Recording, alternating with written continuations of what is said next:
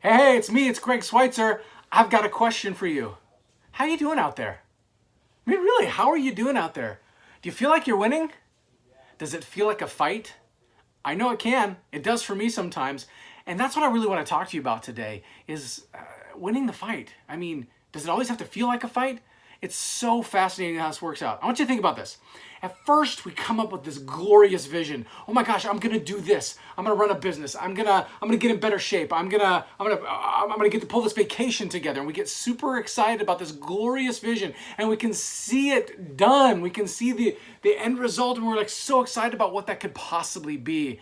Creating a powerful vision is so important. And of course, we all know that without a vision, the people perish.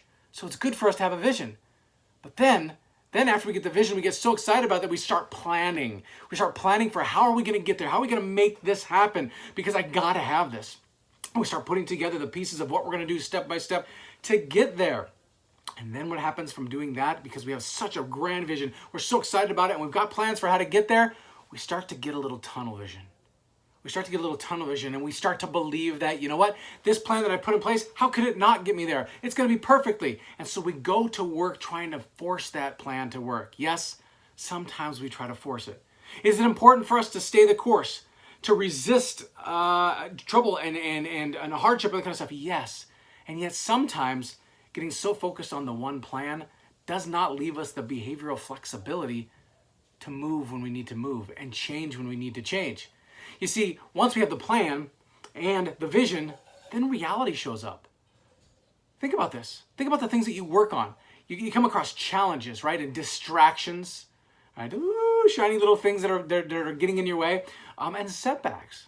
You know, things that you didn't see coming and they set you back a week or two or a month, or maybe they set back your motivation and your belief and those kinds of things. And it's coming at you from all sides, right? It just seems to be coming from everywhere. This can happen sometimes on our way to success and on our way to winning. So what do you do with all this? You can liken this to the life of a boxer, somebody who's a prize fighter and in the ring, that kind of thing, right? The vision, think of the vision that a prize fighter has or a boxer has. The vision is the belt, the championship belt, right? Heavyweight champion of the world. Who doesn't want to be there? If I'm going to be a boxer, I might as well be heavyweight champion of the world. That's a glorious vision. And we can, the boxer can see themselves standing there with the big belt, holding it up, world's cheering their name, and the whole works. Vision's pretty amazing. And then they put together a plan. The plan for how they're going to jab and cross and shuffle and make all of the moves necessary to be able to take down the opponent and win the belt. But see, here's what's interesting, is that Mike Tyson said that everyone has a plan, and then you get hit. And see, that's where the game changes. This is where champions are made, is being able to understand that interference shows up, right? You get hit. And how do you handle that? So let's talk about this. What is the best strategy for being able to win in the long run? To be able to take the belt, to win the belt, if you will. And I want to be able to use the words here, bob and weave. When you think about this from a boxer's standpoint, if you stand there and you just get hit all the time and you stand there and you keep taking it and you keep trying to force the plan, but you keep getting beat, man, that's going to hurt and it's going to wear you out. So you've got to be able to bob and weave a little bit. So let's talk about what that looks like. Number one way to be able to bob and weave is to expect the interference, expect the challenges, and expect to get hit from time to time. You see, when boxers condition themselves and they do their training, they're training their body how to be able to take a hit as much as they are training themselves how to give them as well. And this is where you start getting really good at this. So expect that interference, expect the challenge, and expect to get hit. Number two, condition yourself in the off season. Condition yourself outside of the ring.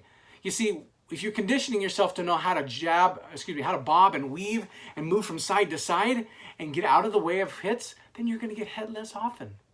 And you can pay attention more to how you're going to jab and cross and do the hook and everything else that's going to win you the fight. Hopefully, even have a complete knockout. The other thing I want to share with you, lastly, is that the fight is no place to practice. So be in the fight and stop dancing around. See, when people get afraid or they're worried or they don't like getting hit, they start dancing around the ring, avoiding the opponent, avoiding the real challenge. You gotta stop dancing around and you've got to be able to be in the fight. You see, when you're dancing around, you just get tired. And the more tired you get, the easier it is for you to be taken out. The win will come sooner if you learn how to bob and weave, and if you learn how to be in the fight and stay in it for the long haul, it'll come. That's how winning is done. You know that I love you. Be great. It's what you're made for. Talk soon.